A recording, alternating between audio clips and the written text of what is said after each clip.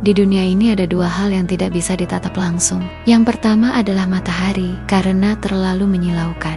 Dan yang kedua adalah sifat manusia, karena terlalu sulit ditebak. Hari ini kita bahas tentang hakikat manusia. Saya adalah Gudao Yewa.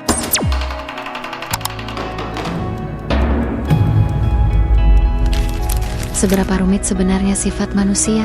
Pertama, jangan pernah menaruh harapan sepenuhnya pada orang lain. Orang yang benar-benar bisa diandalkan di dunia ini sangat sedikit. Bahkan keluarga terdekat pun tidak terkecuali. Dulu, Lau Gao memulai usaha, menaruh seluruh hartanya, dan mengajak adik kandungnya menjadi rekan bisnis. Ia pikir darah lebih kental dari air, pasti bisa dipercaya. Ia fokus mencari klien, sementara keuangan diserahkan sepenuhnya kepada sang adik. Namun, saat akhir tahun, setelah memeriksa laporan, ternyata uang perusahaan habis.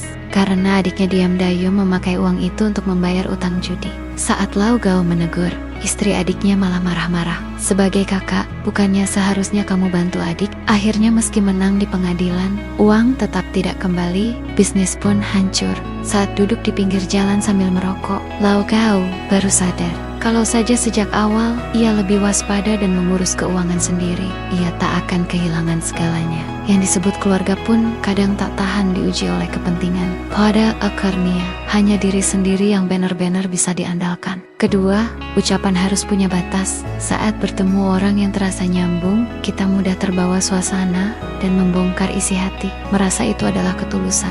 Padahal, bisa jadi kata-kata itu akan menjadi senjata melawan kita suatu hari nanti. Orang yang cerdas tak pernah berbicara mutlak atau berpihak sepenuhnya. Suatu kali, Lau Gao minum bersama rekan baru dan merasa cocok. Ia pun curhat tentang bos yang pelit dan tidak kompeten. Bahkan bilang punya klien besar yang bisa ia bawa kapan saja. Tak disangka, rekan itu langsung melapor ke bos. Akhirnya, bukan hanya tidak dapat bonus, Lau Gao malah dipindahkan ke posisi pinggiran. Belakangan baru diketahui, rekan barunya itu ternyata kerabat jauh sang bos. Dari situ Lau Gao belajar, di tempat kerja tidak ada yang benar-benar cocok. Bicara sembarangan sama saja menggali lubang sendiri. Sekarang, saat berbicara, ia hanya bilang bos punya pertimbangan sendiri, atau klien masih dalam tahap pemeliharaan. Tidak ada lagi celah untuk dijatuhkan. Ketiga, kebaikan dan pengorbanan perlu strategi. Banyak orang mengira bekerja keras dan banyak berkorban akan mendapat penghargaan.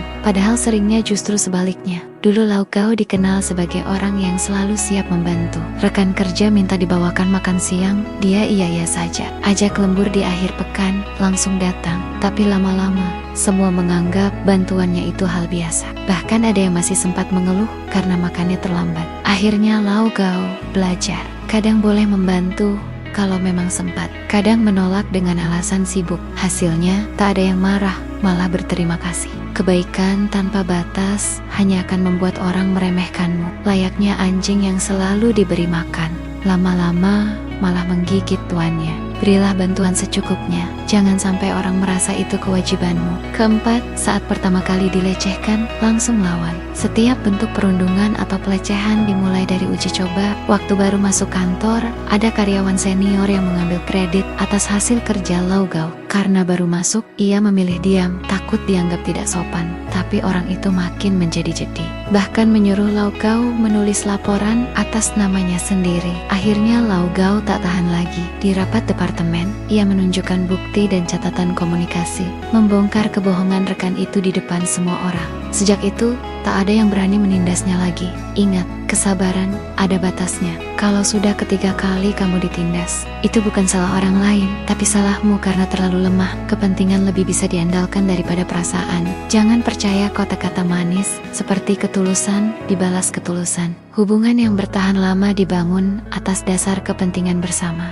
Dulu Lau Gao berbisnis dengan sahabat lamanya. Karena merasa dekat, mereka tak membuat perjanjian tertulis. Sahabatnya bilang, kita kan teman, gak perlu terlalu detail. Tapi setelah bisnis untung, sahabatnya bilang perusahaan rugi dan menahan modal Lau Gao. Kemudian, Lau Gao belajar dari pengalaman. Saat membuka usaha baru dengan teman lain, ia menulis dengan jelas pembagian laba dan tanggung jawab. Hasilnya, kerjasama berjalan lancar. Hubungan tanpa kepentingan mudah retak. Tapi hubungan yang diikat kepentingan justru lebih tahan lama. keenam, bedakan lingkaran sosialmu. Dulu Lau Gao sering menganggap rekan kerja sebagai teman, sering nongkrong dan curhat soal rumah tangga, termasuk bilang istrinya terlalu mengekang. Tak disangka, kabar itu sampai ke telinga atasan, yang akhirnya menganggap Lau Gao tidak fokus bekerja. Kesempatan promosi pun hilang. Sejak itu, ia belajar. Dengan rekan kerja, bicara soal pekerjaan, selesai. Dengan teman, hanya ngobrol santai, tanpa bahas kerjaan. Dan Genkel warga, lebih banyak berbuat, sedikit berdebat. Setelah ia memisahkan semuanya dengan jelas. Pekerjaan lancar,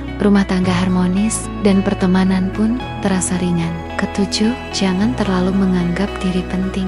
Tak ada orang yang tiba-tiba baik tanpa alasan. Kalau ada yang mendadak terlalu ramah, besar kemungkinan ada maunya. Waspadalah, hubungan yang tulus dibangun secara perlahan, bukan datang tiba-tiba dengan kehangatan palsu. Waspadai jebakan kata-kata. Pernah suatu kali Lau Gao menolak membantu rekan kerja mengerjakan proyek pribadi. Rekannya lalu menyebar gosip bahwa ia pelit dan tidak mau menolong. Awalnya Lau Gao merasa bersalah, tapi istrinya berkata, dia cuma mau memanfaatkanmu. Begitu kamu menolak, malah kamu yang disalahkan. Sejak itu Lau Gao belajar mendengarkan makna di balik ucapan, bukan hanya melihat permukaannya. Kebaikan harus punya ketegasan.